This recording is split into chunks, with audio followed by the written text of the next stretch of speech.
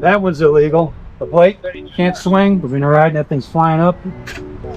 Oh, even worse. Yeah. For some reason, everybody who's seen this video thinks that this is a magnet. As someone who was an active participant in that video, that's me right there. I was literally the one who recorded that video, edited it, and posted it originally. I know that a bunch of meme accounts ended up stealing that video and posting it everywhere. There's been a slew of just misinformation out there about what happened in that video and the things that followed up after it. So I just want to come on here and tell the entire story, start to finish. I get I'm a few years late, but I think you're going to be very curious on what happened to everybody in that video. So sit back, relax, grab a snack, and let's get through today's video. So first off, I'm just going to let the video play through and you guys get to watch as much of the video as possible. Yeah, we might have a problem here. This is probably the supervisor. Oh my god, 3 cops. Oh. Oh no, there's a third. Yeah. Yeah. Cheering them on from the sidelines. How you doing today?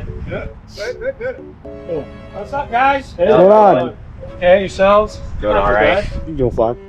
You guys drew attention to yourselves today. Do you know that? Was What? Well, I guess you guys are flying up Park Road. I mean, we left that gas station, but we weren't cutting Yeah, we were anybody off. at the gas station, but we didn't do anything crazy. So you guys know, that one's illegal. The plate can't swing. Exactly. So you know, we've been riding, that thing's flying up. Oh, even worse. Yeah. Yeah, that's a $180 ticket. It's a $3,000 bill. He's barely holding it together. Yeah, I literally had So to the tie wraps tie. are holding it together, really? Yeah. I mean, it's leaking oil right now, actually, too. So, but then you got the GoPro, so I imagine there's stuff on it. So get that fixed before I see you again, because you'll like, that's it. There's your friendly warning, the only one you're gonna get. Understood. All right, guys, be careful. All right, 'cause thank you. we picked up and cleaned up after a lot of them, and some we make notifications to families.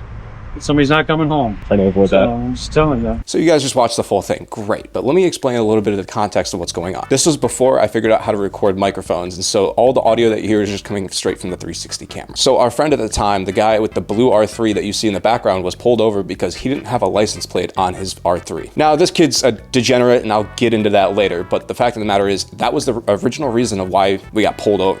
We weren't the ones who got pulled over, we just pulled off to the side and waited for our friend to be done with his stop. The one that you see with the flipper plate, that is my friend Mason.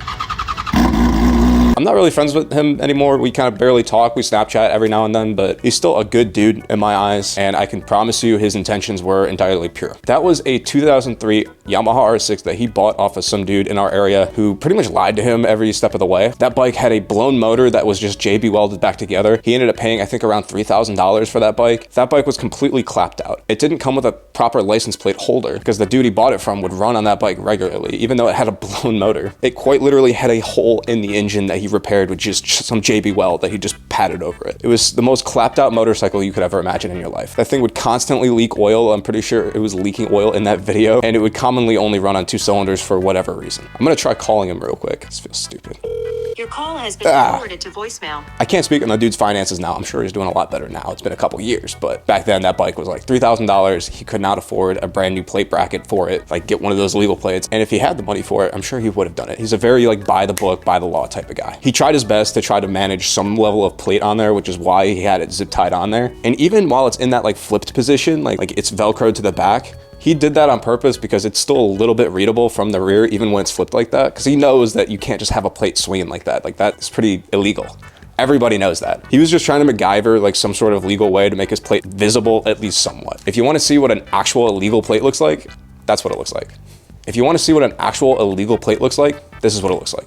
Now, the dude had the absolute best of intentions. However, I can understand from the cop's perspective, yeah, it looked a little stupid. It looks like from the outside perspective, like some kid with just a plate flipper just trying to get away from the law. But given all the context, I think you can understand, like it wasn't his intention. And the cop is correct. It is a $180 fine, and it's probably gone up since then. It's been a few years. Having a legal plate is important for law enforcement. They need to be able to identify who's driving the vehicle, who's it's registered to, so that way if that motorcycle or car is involved in a crime, they can try to trace that back to it. All these laws have good intentions, and the cop didn't end up giving him a ticket. He had a little bit of mercy on him, even though by the book, by the definition, he could have very well gotten a ticket for that. However, cops are given a little bit of discretion in case-by-case situations. The cop ended up having a little bit of mercy for the dude and didn't end up giving him a ticket. Now, the rest of us all had very legal 90-degree plates, and so of course we didn't have any more issues. All of us were registered, had our full licenses, not a problem. However, that was not the case for the dude on the blue R3 that you see in the background. Now, I'm gonna be fully honest with you, this dude's a little bit of a weirdo. This is around the time where I started wearing eyeliner in my videos, and I still do it to this day because of this. But that dude that you see on the blue R3, I ended up having to get a restraining order on. Or he was one of the people I ended up having to get a restraining order on. Yeah, it was a whole mess of a situation. He was part of this group of guys, like he even sent one of his buddies to my parents' house to rev bomb at 1 a.m.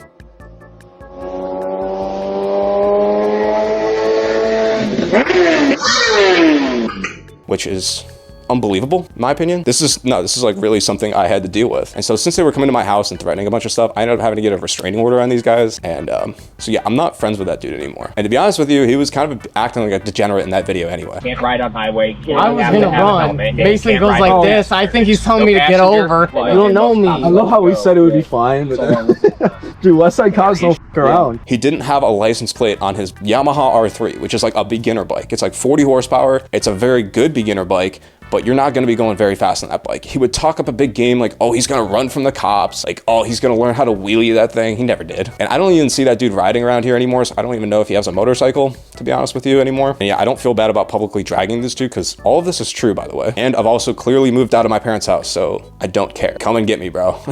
I personally have no reason to fear a 5'5" skinny twig, but that's just me. But regardless, riding with people like that is probably not the best idea, because people who talk a big game like that are nothing but disrespectful to the cops and everybody around them are probably just gonna end up getting you in trouble. A big lesson I learned from that is you end up becoming a mix of the top 5 people that you hang out with. If you're hanging out with really crappy people, you're gonna end up becoming a really crappy person. And so since then, I try to vet my friends a little bit better, and the eyeliner serves as a great solution to that. It's a phenomenal filter. It just gets rid of all the shitty people out of my life, and I don't have to worry about that anymore. So as far as where that dude is in life now, I don't know, and I don't really care to know. I just know he doesn't really ride around my area anymore, and it's probably for the best. In terms of Mason, the dude with the flipper plate in that video, or the unintentional flipper plate, while I don't keep up with him too much, I know that he has a really nice girlfriend. He still hasn't bought another bike since he sold that old Yamaha to somebody else. Although it seems like he still wants to get into bikes one day, he's just being a little bit slower about it and being a bit more responsible, which I can respect. As for me, you know where I'm at and how I'm doing with everything, so I'm still very clearly into bikes, and my bikes have only gotten better since then. So as for the cop, I heard that that cop has since retired and actually gets a kick out of that video, which I think is awesome, all things considered. The cop showed a lot of discretion that day, and even though by the law, for the law, he should have given that dude a ticket, he didn't. That dude showed a little bit of mercy towards a kid who was clearly going through a little bit of financial hardship. And for that, I think is a very good police officer. They gave a slew of tickets to the kid that deserved it and took a break on the kid who didn't, which I think was just really cool that day for all the officers involved. And so yeah, that's all the context behind that like really stupid viral video that like a lot of meme pages reposted. I hope that given that context, you guys understand now what actually happened in that video and what happened after that. There's definitely a difference between bikers who do bad things on purpose and bikers who are just trying to scrape by, trying to enjoy a hobby for as cheap as possible. My recommendation, and probably Mason's recommendation going forward, is don't buy a motorcycle unless you could fully afford to make it legal. And if you're gonna break the law, make sure you're fully educated on that law before you go out and break it. With all of that being said, I hope you guys enjoyed today's video. Stick around for the next one, and I'll see you guys later. Bye-bye.